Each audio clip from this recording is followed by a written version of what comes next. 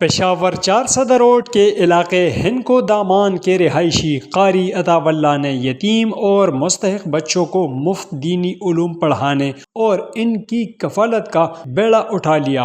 قاری عطاء اللہ نے 3 سال میں سینکڑوں بچوں کے قیام و طعام کا بندوبست کر کے دینی علوم سے روشناس کرایا۔ متعدد طلباء نے قرآن پاک حفظ بھی کیا۔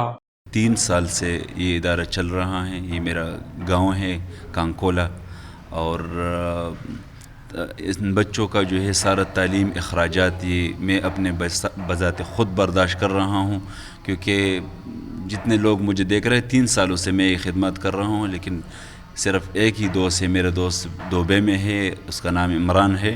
وہ مجھے کہہ رہا ہے کہ آپ دوبارہ نہ آ جائے، آپ جو خدمات کر رہا ہے یہ بہترین خدمات ہیں، آپ عربیوں کے بچوں کو پڑھاتے تو اپنے قوم کے بچوں کو پڑھاؤ۔ تو اس وجہ سے میں الحمدللہ اس گاؤں جیسے علاقے میں بیٹھا ہوں، لیکن پرسکون ہوں اور خوش ہوں۔ قاری عطاء اللہ کی محنت کے باعث علاقے میں منشیات اور دیگر جرائم کے عادی بچے بھی اب اسلامی علوم سیکھ رہے ہیں۔ ان کے شاگرد کہتے ہیں قاری عطاء اللہ کی کوششوں اور محنت کی بدولت ان کی زندگی ایک مثبت سمت میں بدل گئی ہے۔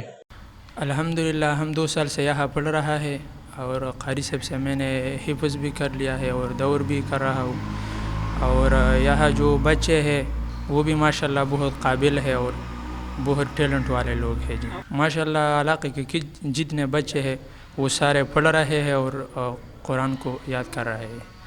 قاری عطاء اللہ اپنے شاگردوں کو علم سکھانے کے علاوہ سیر و تفریح کے مواقع بھی فراہم کرتے ہیں، جبکہ انہیں معاشرے کا ذمہ دار شہری بننے کی تربیت بھی دے کر یہ فرائض خود سر انجام دے رہے ہیں۔ جمیل خان، کیم ورلڈ۔